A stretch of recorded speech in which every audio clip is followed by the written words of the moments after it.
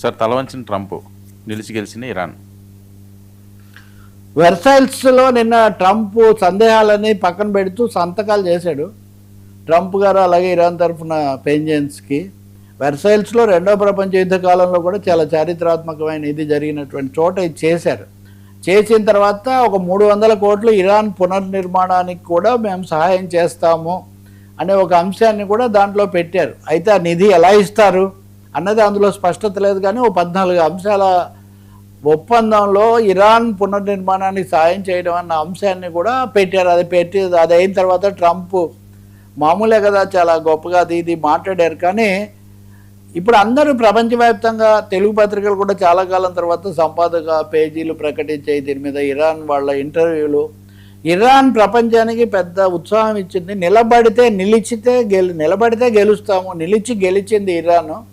నీల్గి వెల్లకిల్ల పడ్డాడు ట్రంప్ అనే ఒక గుణపాఠం మటుకు ఆ దురహంకారానికి శాస్తి జరిగింది అనే ఒక ఇది కనిపిస్తుంది. ఇప్పుడు హార్మోజ్లో నుంచి నౌకలు ఏవైనా కూడా ప్రయాణించవచ్చు, వాటికి ఏమీ టోల్ గీల్ ఉండకూడదు, ఇటువంటివన్నీ చెప్తున్నారు. ఇజ్రాయిల్ కూడా లెబనాన్లో ఆక్రమించిన ప్రాంతం వరకు గీత గీసుకొని అక్కడ ఆగుతానన్నట్టుగా ప్రస్తుతానికి చెప్తుంది. అయితే ఆ గీత ముందుకు గీసింది, మళ్ళీ అక్కడ కొన్ని వివాదం లేకుండా ఏది ఉండదు. కానీ ఇజ్రాయిల్ అది కూడా అంతవరకు అయింది. కానీ ప్రశ్నలు ఎక్కడ వస్తున్నాయంటే ఇది మెమరాండమ్ ఆఫ్ అండర్స్టాండింగే కదా, ఇది పూర్తిగా అమలయ్యి దీనికి కట్టుబడి ఉండాలి కదా. అలాగే $300 కోట్ల అనేవి ఆయన ఎలా ఇస్తారు? హార్మోజ్ జలసంధిలో ఏమన్నా ఒప్పందానికి కుదిరింది, నిబంధనలకు కట్టుబడి ఉండాలి. నిబంధన ఒకటే ఉంది, అంతర్జాతీయ జల ఒప్పందం. కానీ అమెరికా అన్నది అంతర్జాతీయ జల ఒప్పందానికి సంతకందారు కాదు.